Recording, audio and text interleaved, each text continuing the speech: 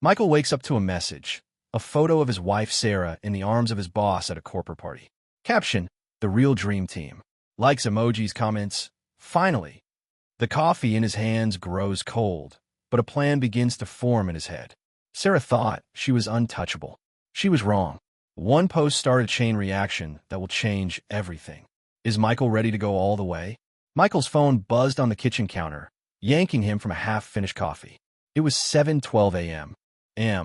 On a Saturday in Miami, the kind of morning where sunlight sliced through the blinds, promising a quiet day. He swiped open LinkedIn, expecting routine work updates. Instead, a photo slammed into his vision. Sarah, his wife of 8 years, her arm looped around her boss Nolan's waist at a conference in Orlando. The caption read, "The real dream team." A string of likes and comments. #power couple, finally, piled up from her colleagues. His grip tightened on the mug. He didn't smash it. He didn't call her. Michael set the phone down, the screen still glowing with Sarah's smile, and let the moment burn into him. They'd build a life together, shared accounts, a renovated 3-bedroom, plans for a future in Portugal. He'd spent years crunching numbers for her family's company, ensuring their financial scaffolding held firm while she climbed the marketing ladder. Now this. The post wasn't just a photo. It was a public declaration, a middle finger to their vows, timestamp for the world to see. His pulse quickened, but his mind stayed sharp. He remembered the late nights Sarah claimed were client dinners, the wine bar receipt for 2 tucked in her jacket, the faint whiff of cologne on her blouse he'd ignored. Michael opened his laptop, navigating to a folder labeled Partnership Docs. Inside was a scanned agreement from 2015, signed by Sarah's father, Stephen, the company's founder. Tucked in a fine print was Clause 12. 6b. In the event of reputational misconduct by a family stakeholder, contingency partners may assume operational control. He'd flagged it years ago when Sarah dismissed it as legalese nonsense. Michael never forgot details. He scrolled through the comments again. A co-worker's, "Go get him!" Sarah, stung like a paper cut. Another from an intern, "Boss vibes only." Michael's jaw clenched. Sarah hadn't tagged him, hadn't mentioned their anniversary dinner he'd booked for next week, hadn't acknowledged the home he'd spent months refinishing. Instead, she'd curated this moment, her hand resting on Nolan's chest like she was staking a claim. The company Slack channel was already buzzing, screenshots of the post, winking emojis, a thread titled Dream Team Drama. Michael didn't react. He typed a reply under the post. "Best of luck. No emojis, no venom." Just 4 words, clean and deliberate. He hit send, knowing Sarah would see it as petty, a jab she could brush off. She didn't know it was a signal flare. Michael opened his email, drafting a message to Stephen, subject line, Clause 12, 6b activation. He attached the agreement, highlighting the clause, and wrote, "Stephen, Sarah's recent public post may raise investor concerns. Per the 2015 amendment, I'm invoking contingency rights for review. Respectfully, Michael." He saved it as a draft, not sending yet. Timing mattered. His phone lit up with a text from Sarah. "LOL, you're mad about a photo? It's office humor. Relax." She'd seen his comment. Assumed she could defuse him with a quip. Michael didn't respond. He pulled up their joint bank account, confirming his access still held. Then he checked the trust they'd set up for the house, the one Sarah never bothered to read. Everything was in place, legally airtight, thanks to a compliance consultant who owed him a favor. Sarah thought she controlled the narrative. She didn't know Michael had been writing the fine print for years. He stood, coffee cold, and walked to the garage. The toolbox his father left him sat on the workbench, its dented metal a reminder of things that endure. Michael opened it, pulling out a small notebook where he'd jotted down every red flag. Sarah's work trips that didn't match her calendar, the $200 dinner charges she waved off as team building, the way she'd stopped inviting him to company mixers. He'd stayed quiet, not out of weakness, but strategy. Now, her post had handed him the lever he needed. His phone buzzed again. Another text from Sarah. "Seriously, it's nothing. You're being weird." Michael read it, then locked the screen. He opened his laptop again, pulling up the company's internal access logs. Last year, Nolan had accidentally used Sarah's account to delete a folder of quarterly forecasts. Numbers Michael knew were inflated. He'd saved a backup, just in case. That case was now. He copied the logs, encrypted them, and sent them to his personal cloud. Every move was deliberate, every step documented. Sarah was still in Orlando, probably sipping Prosecco at the conference after-party, oblivious to the dominoes she tipped. Michael pictured her laughing, tossing her hair, charming the room while Nolan hovered nearby. He didn't care about the optics. He cared about the paper trail. The clause, the logs, the trust, all were pieces of a puzzle Sarah didn't even know she was in. He closed the laptop, the garage quiet except for the hum of the fluorescent light. Michael didn't need to shout or break things. He just needed to wait. Sarah's empire was built on likes and charm. His was built on contracts and proof. Sarah's phone pinged as she stepped out of the Orlando conference hall, the buzz of networking fading behind her. A notification from the company's Slack. Dream Team Drama thread had 47 new messages. She smirked, assuming it was more playful banter about her LinkedIn post with Nolan. She opened it, expecting flattery, but froze. Screenshots of her caption, "The Real Dream Team," were now pinned, with a new comment from an anonymous account. HR's watching. Her stomach twisted. She scanned the thread. Coworkers' emojis had shifted from laughs to raised eyebrows. Someone posted a screenshot of her reply to a now-deleted Slack message. "Nolan's the real MVP. Just don't tell my husband." She typed it as a joke, but the context was gone, leaving only a digital landmine. She fired off a text to Nolan. "What's with the Slack drama? Handle it." No reply. She called him, but it went to voicemail. Sarah's confidence wavered as she strode to the hotel bar, where colleagues were mingling. Two junior staffers avoided her gaze, their whispers cutting through the clink of glasses. She checked her phone again. Michael's best of luck comment on her post now had replies, "Ouch, cold," and "Trouble in paradise?" Her fingers hovered over the delete button, but she stopped. Deleting it now would look worse, like an admission. Instead, she texted Michael, "You're blowing this out of proportion. Call me." No response. Back in Miami, Michael wasn't idle. He opened his encrypted cloud drive, pulling up a spreadsheet he'd maintained for months. Timestamps of Sarah's unexplained expenses, cross-referenced with her travel logs. A $1,200 dinner in Tampa, marked as client outreach, had no corresponding client meeting. A hotel charge in Jacksonville aligned with Nolan's itinerary, not hers. He added the Slack screenshot, time-stamped and archived, to his growing file. Then he called his lawyer, Carla, a no-nonsense attorney who'd helped him secure the house trust. "It's time," he said. "Send the draft to Steven, but hold off on the board until I confirm." Carla didn't ask questions. She knew the stakes. Sarah, still at the bar, tried to play it cool. She ordered a Prosecco, forcing a laugh as she joined a group of executives. But their conversation stalled, eyes darting to phones. She caught a glimpse of a message on one screen, "Ethics complaint filed." Her glass trembled slightly as she set it down. She excused herself, stepping into the hallway, and called her assistant, Jen. "What's happening with HR?" she demanded. Jen's voice was tight. "They're asking for your expense reports." And Nolan's.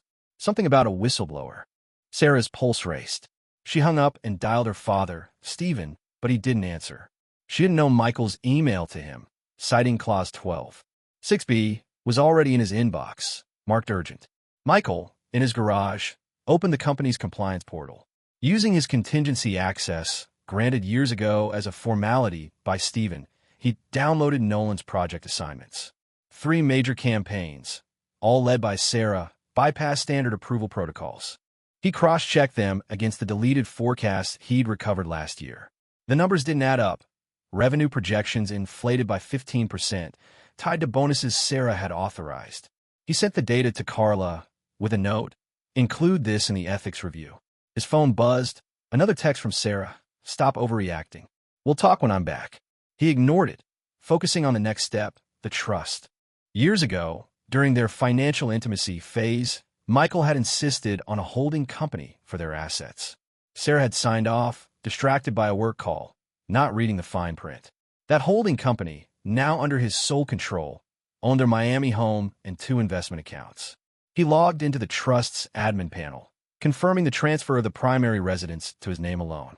The process was seamless, legal, and invisible to Sarah's casual checks. He didn't touch her personal accounts, yet. Fairness mattered, but so did leverage. In Orlando, Sarah's evening unraveled. Nolan finally texted, "HR called me in. We need to distance ourselves." Sorry. Her breath caught. She'd banked on his loyalty, their shared ambition. She replied, "You're bailing now?" No answer. She opened LinkedIn, her post now buried under newer updates, but still circulating in private messages. A colleague forwarded her a Reddit thread.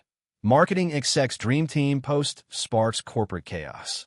Her name wasn't mentioned, but the details were unmistakable. She blocked the sender, her hands shaking. Michael's phone lit up with a call from Connor, his old friend from the company, now at a tech firm in Denver. "Mike, heads up," Connor said. Meredith, Nolan's wife, saw the post. "She's not just mad. She's talking to a board member. Says Sarah's been steering Nolan into shady deals. It's hitting the fan." Michael thanked him, unsurprised. He'd met Meredith at a gala last spring, her handshake firm, her eyes carrying a quiet pain. She'd known something then. Now, she was acting. Michael opened his draft to Stephen, adding a line. "Recent whistleblower reports corroborate reputational concerns." He hit send. Sarah boarded her flight back to Miami, her mind racing. She drafted a Slack message to the team, framing the post as a misunderstanding, but hesitated. Anything she said now could be twisted. She checked her corporate email, still active, but new message from HR waited. "Report to Executive Suite 5B, Monday, 8 a.m. No didas." Her throat tightened. That wasn't a meeting room. It was where careers went to die. She texted Michael again. "I'm coming home. We need to fix this." The message showed delivered, not read. She didn't know Michael was already 2 steps ahead, his plan locking into place like a vault door. Sarah landed in Miami at 6:42 a.m. Monday, her phone heavy with unanswered texts to Michael. She drove straight to their house, her mind churning with plans to defuse the situation. Maybe a heartfelt talk, maybe a weekend getaway to smooth things over. The key fob clicked, but the front door's smart lock flashed red. She tried again, then punched in the code she'd set herself. Denied. Her pulse spiked. She rang the doorbell once, twice, then held it down. Silence. She circled to the back door, locked. The garage, sealed. Her phone pinged with a notification. Side gate access granted. Michael was watching. Inside, the guest room held a manila envelope on the bed, a post-it note on top. All further matters through counsel. Sarah tore it open. Documents spilled out, asset division papers, the house trust now solely in Michael's name, her car lease terminated, joint accounts closed. Each page was notarized, precise, legal. Her personal LLC, tied to company bonuses, was flagged for pending review. 3 leather suitcases sat at the bed's foot, packed with her belongings. Her hands shook as she dialed Michael. Voicemail. "All communication through my attorney," his recorded voice said, followed by an email address. She sank onto the bed, the papers crumpling in her grip. Michael, across town at a coffee shop, sipped an espresso and reviewed his next move. Carla, his lawyer, had confirmed the email to Stephen landed at 2:14 a.m. with Clause 12. 6B highlighted and the Slack screenshots attached. Stephen's reply was curt. "We need to talk. 9 a.m. today." Michael checked his watch. 8:15 a.m. He opened his laptop, pulling up an encrypted file of Sarah's Q2 expense reports, flagged for discrepancies. $15,000 in consulting fees to a vendor with no deliverables. He forwarded it to Carla, adding, "Send to compliance with the ethics complaint." His phone stayed silent. No text from Sarah since her last frantic one at 7:03 a.m. "What is this? Call me now." Sarah sped to the company headquarters, her corporate badge still clipped to her bag, a talisman of authority. The elevator ride to the executive floor felt longer than usual. Colleagues in the hall avoided her, their phones buzzing with notifications she couldn't see. She reached her office, expecting to regroup, but the door was ajar. Her father, Stephen, sat inside, his face ashen, a single sheet of paper in his hand. "Dad," she started, but he cut her off. "Did you even read the amendment you signed?" His voice was low, frayed. She froze. "What amendment?" Stephen slid the paper across the desk, Clause 12. 6B highlighted. Michael triggered it. "You handed him the company." Her knees buckled. She gripped the chair, memories flashing. A Tahoe weekend, her skimming the partnership agreement while sipping Merlot, waving off Michael's questions. "It's just formalities," she'd said. Now, Stephen's eyes bored into her. "Your post wasn't a joke. It was a fuse. Investors are pulling back. Compliance is digging into your budgets. She opened her mouth to protest, but he held up a hand. HR's waiting. Suite 5B. Go. She stumbled out, her badge still dangling, useless. In Suite 5B, the air was sterile, heavy. Maria Alvarez from legal and Jeremy from compliance sat across a glass table, a folder between them. No pides. Maria pushed it towards Sarah. Open it. Inside were printouts, her LinkedIn post, the Slack thread with her MVP comment, a voice memo transcript where she bragged about Nolan's influence. Sarah's throat closed. This is out of context, she said, voice thin. Maria didn't blink. You bypassed rotation protocols for Nolan's projects. You authorized unverified bonuses. Meredith Harris filed a whistleblower report alleging inappropriate influence. Sarah's eyes darted to Jeremy. Where's Nolan? She asked. Jeremy slid another document forward. He's denied any personal relationship. He's on leave, cooperating fully. The betrayal hit like a slap. Nolan, her ally, had cut her loose. Sarah's mind raced, searching for an angle, but Maria continued. You're on administrative leave, effective immediately. System access revoked by noon. Cooperate, or this escalates to external review. Sarah nodded, numb, and stood. In the hall, she passed Nolan. He didn't look up, his steps quick, purposeful, like she was already a ghost. Her badge flashed red at the elevator. A security guard appeared. Miss Langston, I'll escort you out. Michael, now at Carla's office, reviewed the trust transfer confirmations. The lake house, inherited from his uncle, was redeeded in his name, activated by a clause Sarah never read. He'd moved $200,000 from their joint investment account to a holding company, all within legal bounds. Carla handed him a tablet. Compliance just opened an investigation into Sarah's budgets. Meredith's complaint cited specific dates. Your logs corroborated them. Michael nodded, his face unreadable. He'd expected this. Meredith's handshake at the gala, her quiet, you seem kind, had lingered. She'd been watching, too. Sarah sat in her car in the parking garage, her badge useless, her banking app flashing access restricted. She tried Michael again, voicemail. Then her father, voicemail. Even Jen, her assistant, didn't pick up. She opened LinkedIn, her post now deleted, but screenshots lived on in a Reddit thread titled Corporate Karma. Her name was trending in a startup gossip group, her career unraveling in real time. She gripped the steering wheel, alone, as the weight of her choices pressed down, heavier than any boardroom victory she'd ever chased. Sarah sat in her car, the parking garage's dim lights casting shadows across her phone screen.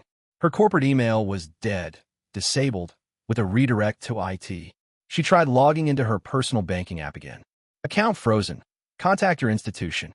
Her breath hitched. She dialed her father, Stephen, one last time. His voicemail clicked on, his tone clipped. Leave a message. I am unavailable. She hung up, hands trembling, and opened Twitter. A thread in a tech gossip account had exploded. Miami exec's viral post tanks her career.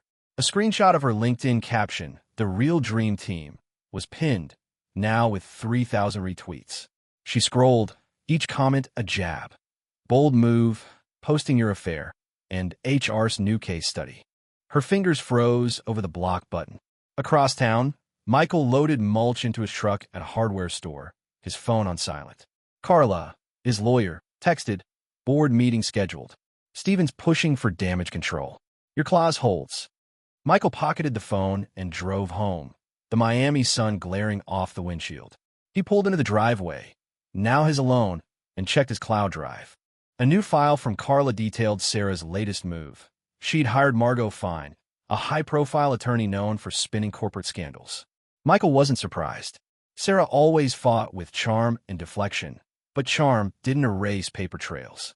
He opened his laptop, confirming the trust's final transfer, $300,000 in liquid assets now secured in his holding company.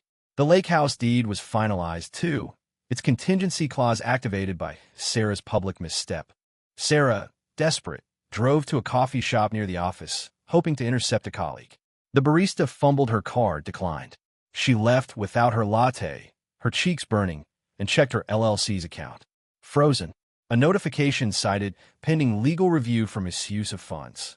She remembered signing off on those bonuses, waving them through as team incentives. Now they were evidence. She texted Jen, her assistant. "What's happening at the office?" Jen's reply was instant. "I can't talk. HR's watching everyone." Sarah's stomach sank. She called Margot, who answered briskly. "We'll fight the asset division, but the clause is airtight. Focus on the ethics hearing.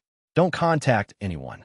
Sarah ignored the advice, texting Nolan, "We need to align our stories." His response was immediate. "Don't contact me. Legal orders."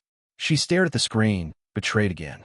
Michael met Carla at her downtown office, a glass-walled space overlooking Biscayne Bay.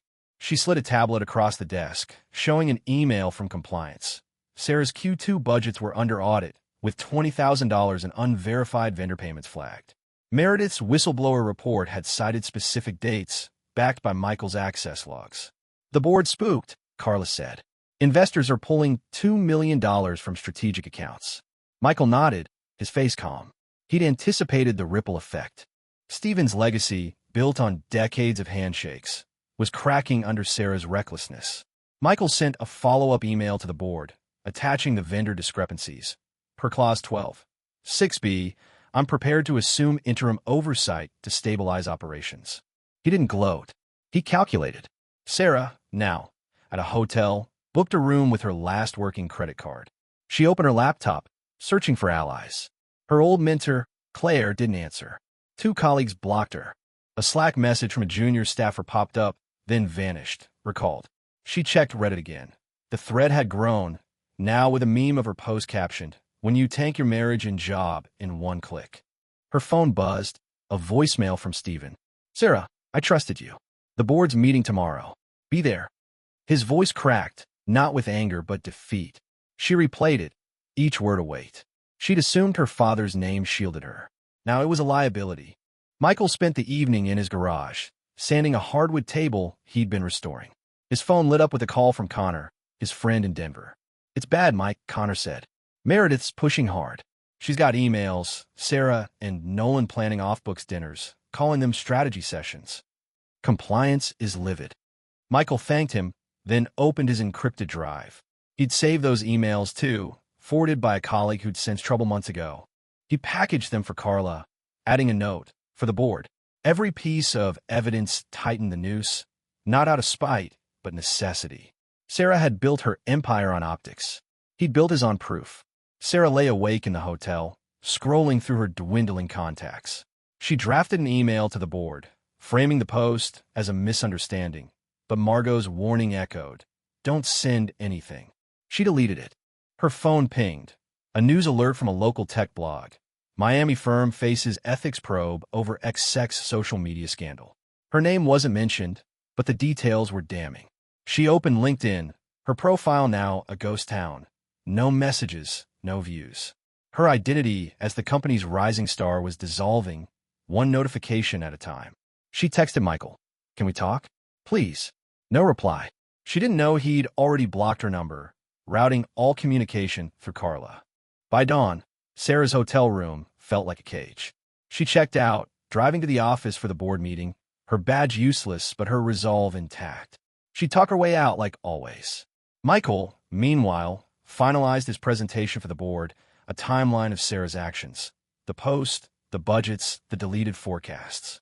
Clause 12. 6b was his trump card, but the evidence was his foundation. He didn't need a shout. The documents screamed for him.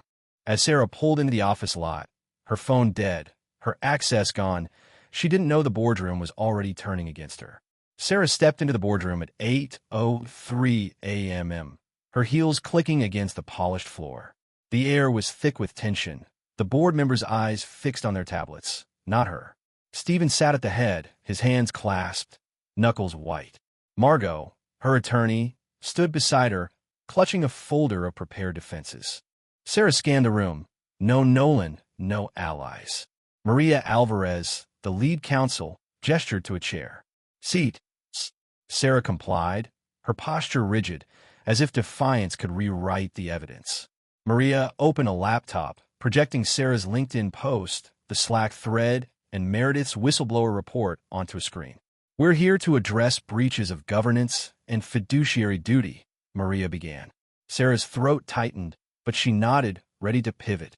Michael, across town in Carla's office, finalized his deposition for the divorce hearing. His laptop pinged. A board member had forwarded the meeting agenda, confirming Clause 12.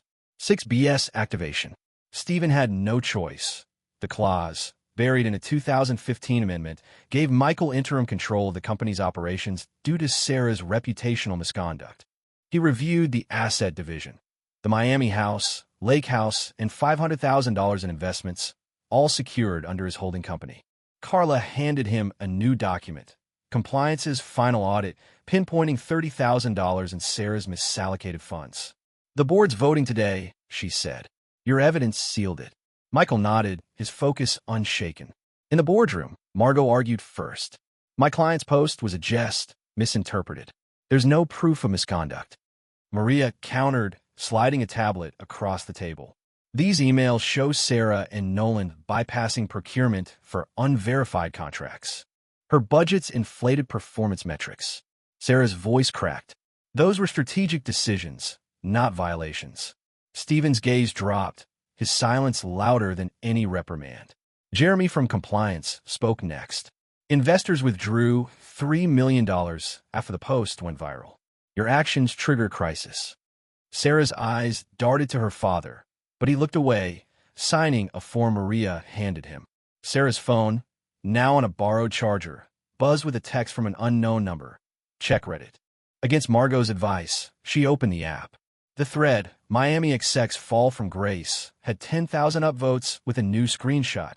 Her voice memo, boasting about Nolan's influence. Her stomach churned. She whispered to Margot, "How did this leak?" Margot's face hardened. "Focus. We're losing." Maria continued. Per Clause 12. 6B, Michael Langston assumes operational oversight. Sarah, your board seat is suspended. Stephen's pen stopped. It's done, he said, voice hollow. Sarah stood, her chair scraping, and walked out, Margot trailing. Michael drove to the courthouse, the divorce hearing set for noon. Carla had filed the asset division, citing Sarah's breach of marital trust. His phone buzzed. Connor, his friend from Denver. Board voted. You're in. Sarah's out. Stephen's stepping back, too. Michael thanked him, then parked his hand steady. Inside, the judge, a sharp-eyed woman in her 60s, reviewed the filings. Sarah arrived late, Margot at her side, her face composed but eyes red. The judge spoke first. The prenup and trust agreements are clear. Mr. Langston retains the primary residence, lake house, and business holdings. Ms. Langston receives a fixed settlement per Clause 9C, $100,000 post-tax. Sarah's breath caught, but she said nothing. The gavel struck. Sarah left the courthouse, her car leased under a friend's name, her accounts still frozen. She checked into a budget motel, her last credit card maxed. Her phone was silent. No calls from Stephen, no text from colleagues. She opened LinkedIn. Her profile was shadow banned, connections dropping daily. A news alert pinged. Miami firm reorganizes leadership amid ethics scandal. Her name was a footnote. She dialed Michael, knowing it was futile. Voicemail. She didn't leave a message. Instead, she Googled job listings, her hands shaking as she typed entry-level marketing. Michael returned to the Miami house, now his alone. He walked to the backyard, where he'd planned a garden for their anniversary. He opened his laptop, transferring $50,000 from the trust to a local startup incubator, a quiet nod to his father's belief in building things that last. His phone buzzed, a board member's email. We're stabilizing. Your call on next steps. Michael replied, outlining a plan to audit all vendor contracts, transparent and methodical. He didn't gloat over Sarah's fall. He focused on the company's future, his role now central. Sarah, in her motel room, opened a notebook, jotting down names of distant contacts. She emailed a former classmate, pitching herself for freelance work. The reply was polite but curt. Market's tough. Keep us posted. She closed the laptop, staring at the ceiling. Her empire of influence, built on posts, charm, and her father's name, was gone.